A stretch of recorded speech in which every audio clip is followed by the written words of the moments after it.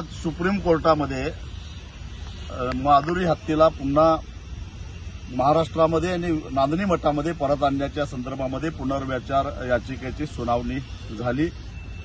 राज्य सरकार, वणतारा आणि नांदणी मठाने संयुक्तपणाने भूमिका मांडली की नांदणी मठानं 7-8 एकर जमीन वणताराच्या देखरेखीखाली माधुरी हत्या आणि इतर हत्यांच्यावर सुद्धा चांगल्या पद्धतीने उपचार करण्यासाठी जागा उपलब्ध करायला तयार आहे। महाराष्ट्र सरकार त्याच्यावर लक्ष ठेवून असेल तेव्हा सुप्रीम कोर्टानं माधुरी हत्येला वणतारामध्ये पाठवण्याचा जो निर्णय दिलेला होता तो बदलून हाय पॉवर कमिटीकडे जाण्याची परवानगी द्यावी आणि हाय पॉवर कमिटीच्या आदेशानुसार माधुरीला पुन्हा नांदणीमध्ये आणण्यासाठी प्रयत्न करावेत, यासाठी ही याचिका दाखल झाली होती। आज सुनावणी झाली आणि सुप्रीम कोर्टानं हाय पॉवर कमिटीनं सगळ्या वस्तुस्थिती समजावून घ्यावी आणि माधुरी हत्येच्या आरोग्याची काळजी करून योग्य तो निर्णय घ्यावा असा अत्यंत महत्वाचा असा निर्णय घेतलेला आहे।